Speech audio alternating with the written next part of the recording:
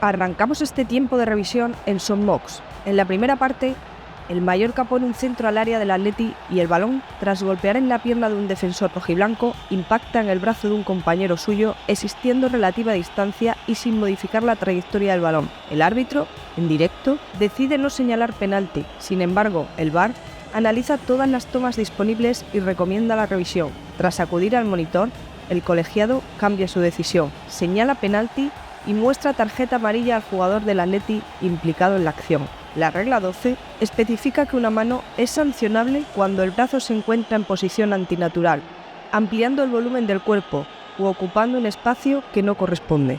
También indica que un contacto del balón en el brazo procedente de un rebote no inmediato puede ser infracción si la posición del brazo no se justifica por el movimiento natural del jugador. En este caso, aunque la mano no es deliberada, se trata de una acción instintiva, el brazo está con el codo a 90 grados, separado del cuerpo, lo que constituye posición antinatural. Además, el jugador no hace nada por evitar el impacto, por lo que la mano pasa a ser punible. El CTA considera que la mano no es deliberada, pero sí sancionable por la posición ocupada. La llamada del VAR fue correcta, al tratarse de un caso en el que el árbitro de campo no detecta un elemento objetivo que convierte la acción en punible. La decisión final del árbitro, penalti y amonestación, es adecuada. La tarjeta amarilla se debe a que la acción supone un escenario de ocasión manifiesta de gol, doxo. Si la mano hubiera sido deliberada, la sanción disciplinaria habría sido tarjeta roja. Al ser involuntaria, aunque punible, la amonestación es el castigo reglamentario. Continuamos en Son Mox, donde se produce un centro lateral al segundo palo. En la pugna entre un delantero del Mallorca y un defensor del Atleti, el balón toca en la cabeza del atacante y acto seguido impacta en el brazo del defensa visitante, que se encuentra elevado y completamente extendido. La duda inicial surge por la posible influencia de la pugna del delantero bermellón en la posición antinatural de los brazos del defensor, cuestionando si éste podía justificar su postura. El árbitro no señala nada en el campo. El VAR, tras revisar la acción, invita al colegiado a acudir al monitor, anticipándole que le mostrará la posible mano, pero solicitándole también que juzgue si la pugna previa entre ambos jugadores pudiera constituir falta del atacante. La regla 12 establece claramente que una mano será sancionable cuando el brazo se encuentre en posición antinatural, ocupando un espacio que no corresponde, ampliando el volumen del cuerpo o situándose en una postura que no es consecuencia del movimiento justificable de la acción. Tras la revisión en el monitor, el árbitro determina que la carga del delantero no es suficiente para explicar que el defensor tenga los brazos tan altos y abiertos, ni para justificar su posición antinatural. Al no existir infracción previa que justifique la acción defensiva y encontrándose el brazo completamente extendido en un gesto no propio del movimiento natural, la mano se considera punible. Por tanto, el árbitro señala penalti, decisión que el CTA avala por ajustarse técnicamente a las reglas del juego.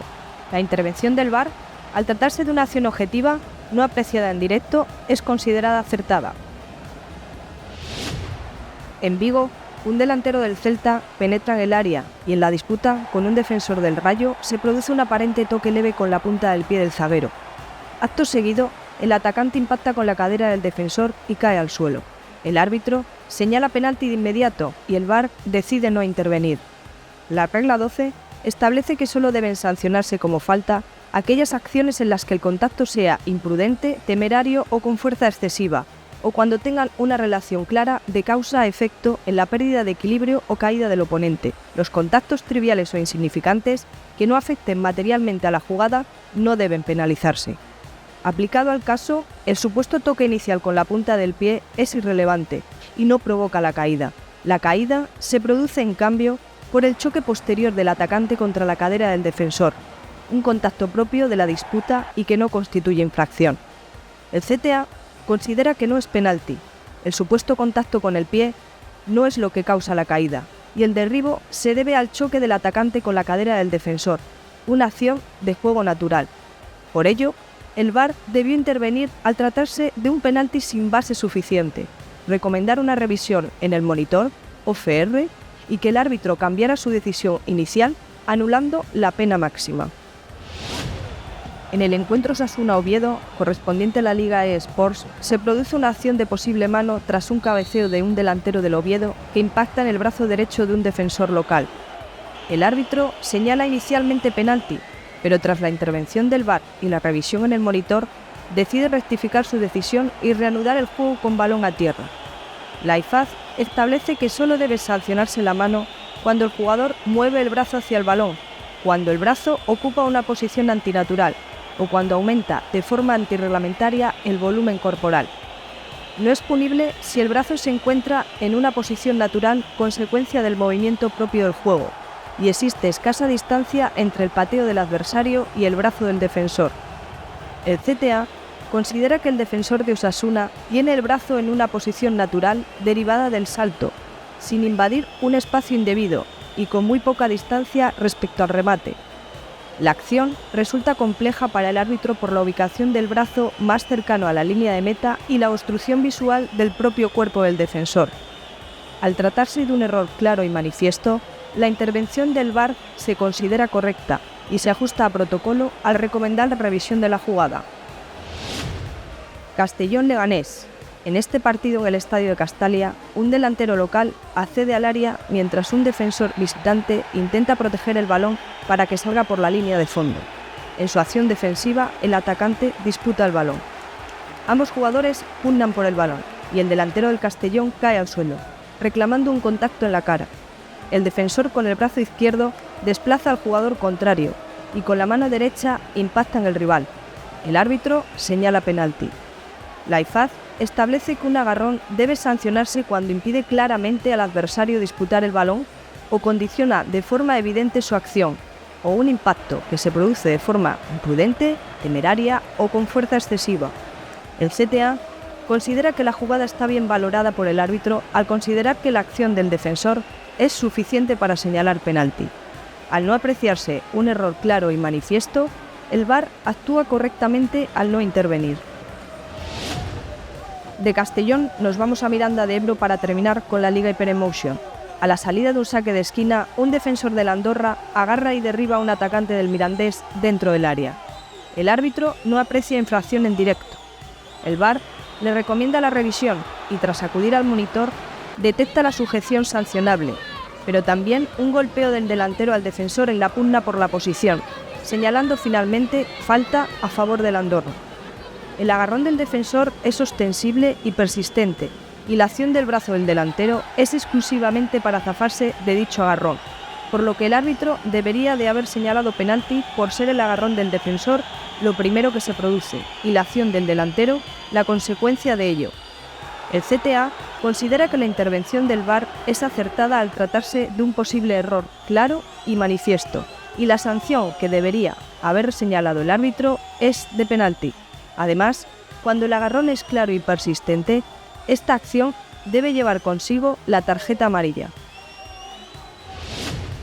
Atlético de Madrid Español.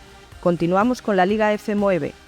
En el área del Español se produce un agarrón continuado de una defensa sobre un atacante del Atlético que termina siendo derribada.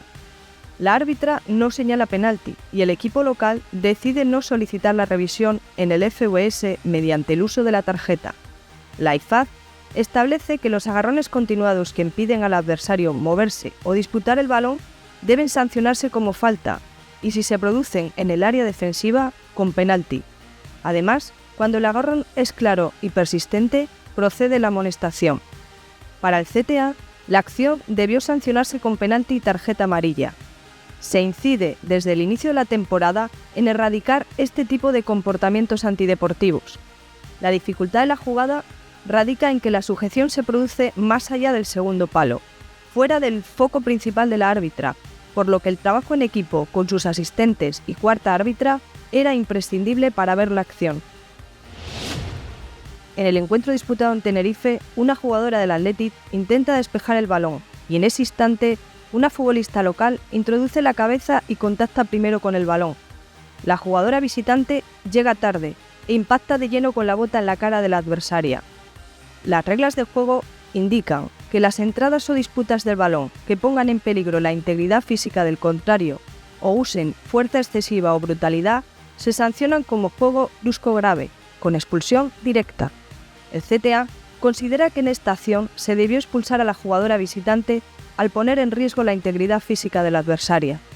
Se añade el agravante de que el contacto directo en la cara eleva automáticamente el riesgo de lesión grave, y la IFAD prioriza la protección en esta zona tan sensible.